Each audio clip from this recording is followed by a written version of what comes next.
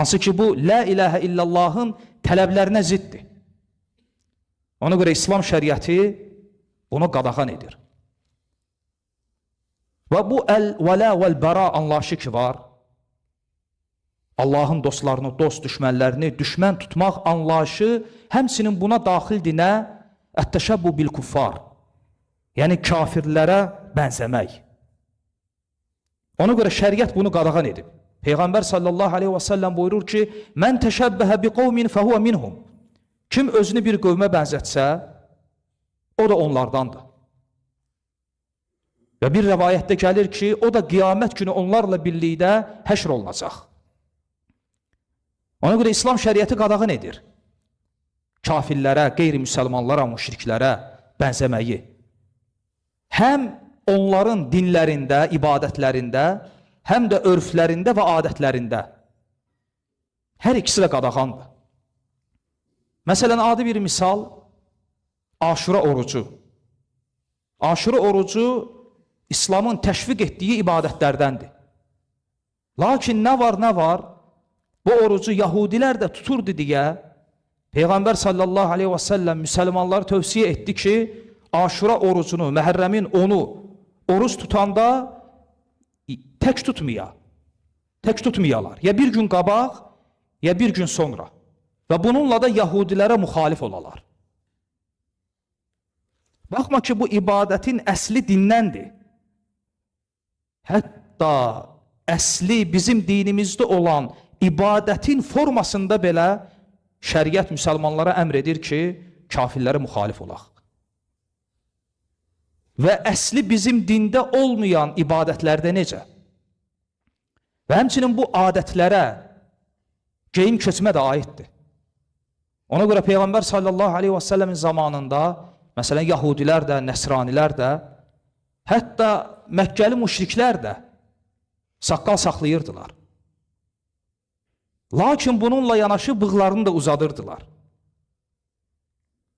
Və bu məsələdə, baxma ki, bu ibadət növü deyil, örfə qaydan, adətə qaydan bir şeydir. Hətta bu şeydə də İslam müşriklərə, Yahudilərə müxalif olmağa əmr edir. Ki, saqqallarınızı uzadın və bığlarınızı qısaldın və bununla o müşriklərə, Yahudilərə müxalif olun. Və bunun da bir çox səbəbləri var. Nə üçün İslam şəriəti, Quran və sünnə kafirlərə müxalif olmağa əmr edir? Çünki birincisi, ona görə buna əmr edir ki, hətta bu barədə olan hədislərə baxsaz, kifayət qədərdir. Görürsünüz ki, Allah Resulü aleyhissalatü vesselam nə isə əmr edir, sonra buyurur ki, bununla müşriklərə müxalif olun. Nə isə qadağan edir, sonra buyurur ki, bununla müşriklərə və kafirlərə müxalif olun. Onlara bənzəməyin. Çünki zahirdə olan bənzərlik, batində olan bənzərliyə gətirib çıxarır. Səbəb budur və səbəblərdən birisi. Adi bir misal deyim. Məsələn, bir insana idman geyimi geyindirin və sonra onun hərəkətlərinə fikir verin. Yerişinə fikir verin. Və sonra həmin adama səhərsi gün kostyum şalvar, klassik bir paltar geyindirin və yenə də hərəkətlərinə fikir verin. Addımlarına, oturuşuna, duruşuna, danışığına. Və eyni adama üçüncü gün, məsələn, hərbi paltar geyindirin və fikir verin addımlarına. Görün necə dəyişir. Adi bir libasdır paltar, insan üzərində olan, onun hərəkətlərinə necə təsir edir.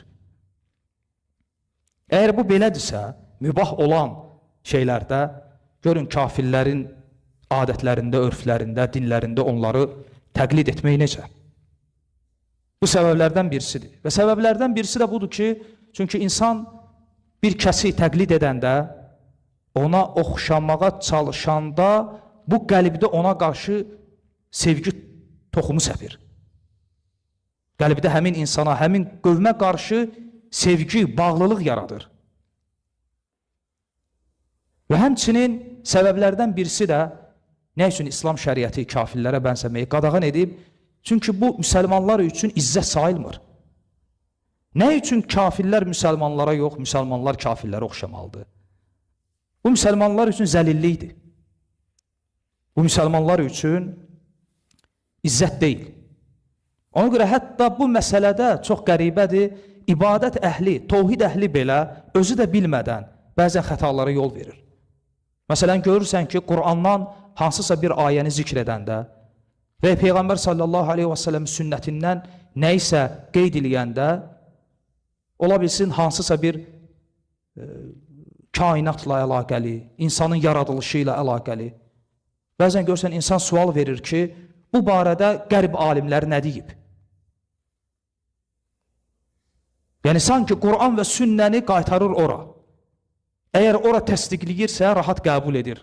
Təsdiqləmirsə, yəni müasir elm bu barədə nə deyir? Daha düşünmür ki, bunu Quran və sünnə deyir, Allah və Rasulü. Bu həmin o zahirdə olan bənzərliyin, o cəmiyyətdə olan bənzərliyin və bu cür fikirdə təzahür etməsidir. Və bunun da bir çox səbəbləri var. Nə üçün müsəlman cəmiyyətlərində bu hal baş verib? Bu, bugünün bəlası deyil. Əsrlər boyunca bu gəlib. Yəni, kafirlərə, kafir cəmiyyətlərinə oxşamaq.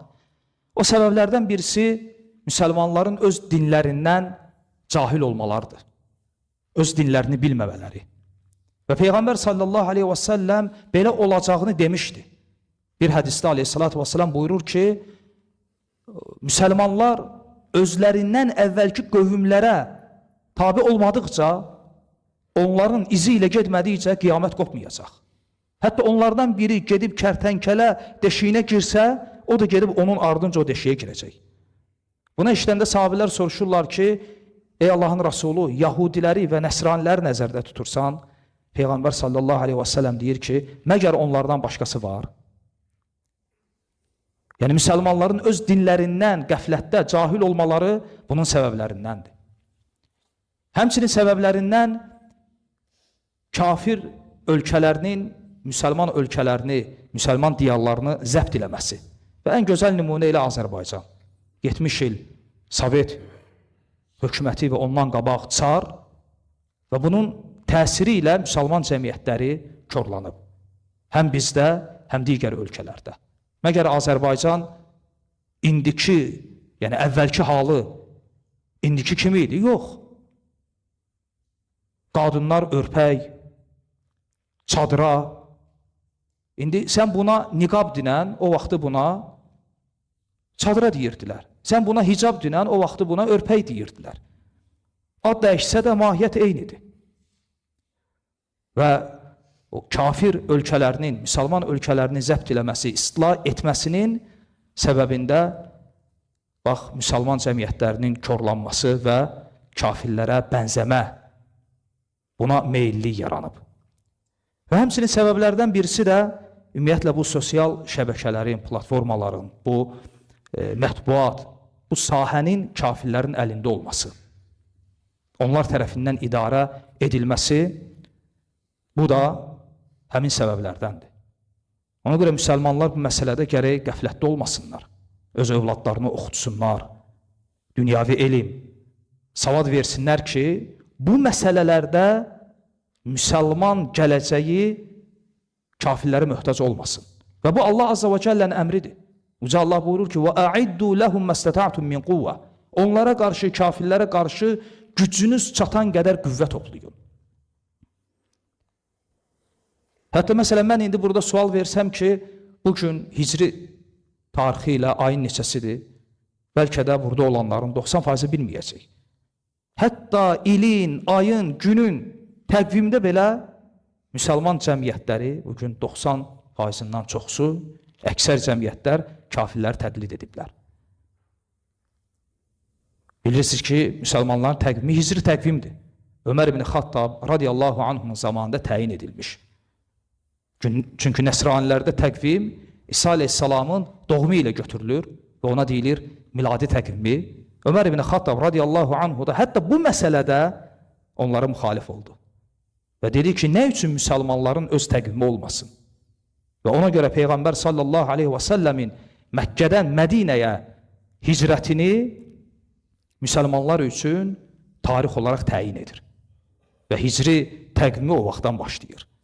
Hətta bu məsələdə belə görürsən, istər-istəməz müsəlman cəmiyyətləri fərqinə vararaq və üçün tarix olaraq təyin edir.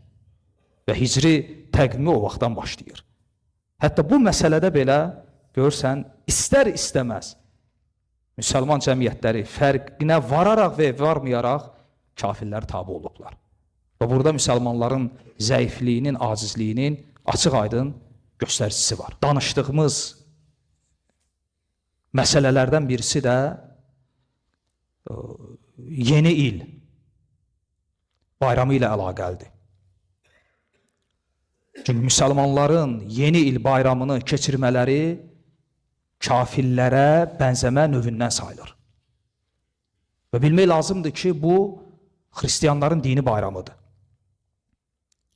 Hətta əslinə, kökünə baxanda bunun heç xristiyanlıq ilə, yəni İsa aleyhissalamın doğumu ilə də əlaqəsi yoxdur.